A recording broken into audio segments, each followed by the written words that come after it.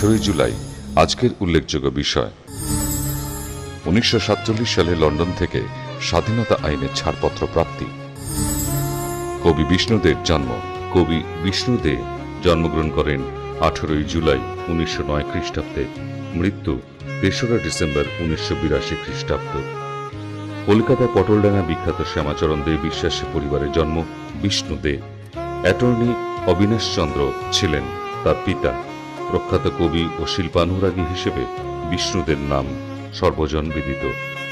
1934 খ্রিস্টাব্দে কলকাতা বিশ্ববিদ্যালয় থেকে ইংরেজি সাহিত্যে এমএ পাশ করার আগের বছরই তার প্রথম কাব্যগ্রন্থ উর্বশী ও আর্টেমিস প্রকাশিত হয়। প্রকাশক বুদ্ধদেব বসু। চোরাবালি কাব্যগ্রন্থ প্রকাশের পর তার কবি খ্যাতি ছড়িয়ে পড়ে সর্বত্র। পরিচয় পত্রিকার সঙ্গে যুক্ত হয়েছিলেন। গদ্যে পদ্যে বাংলায় ইংরেজিতে তিনি অনেক লেখা লিখেছেন। শুধু সাহিত্য বিষয় নয়, শিল্প, সঙ্গীত ও সংস্কৃতি বিবিধ বিষয় এবং তাঁর বুদ্ধিদীপ্ত রচনা অভিনন্দিত হয়েছে সারা ভারতবর্ষে। 1933 খ্রিস্টাব্দ থেকে 1977 খ্রিস্টাব্দ পর্যন্ত তাঁর রচিত কাব্যগ্রন্থ প্রায় 17টি।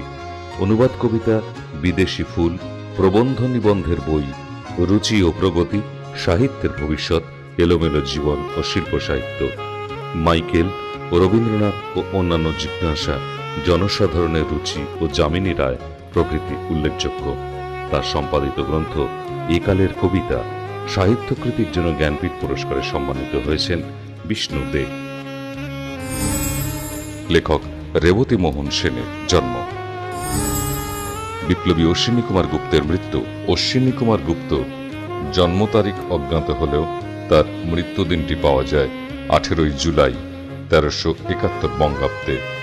ছাত্র ও যুব আন্দোলনের সক্রিয় নেতা ছিলেন অশ্বিনী কুমার গুপ্ত। স্বাধীনতা আন্দোলনে জড়িত থাকার জন্য একাধিকবার কারাবরণ করেন। দিল্লিতে আনন্দবাজার, হিন্দুস্তান স্ট্যান্ডার্ড ও বিজি ব্যুরোর প্রধান এবং আকাশবাণীর বিশিষ্ট কর্মচারী ছিলেন অশ্বিনী কুমার দত্ত। সংবাদপত্রে প্রতিনিধি রূপে পশ্চিম জার্মানি পরিভ্রমণ করেন।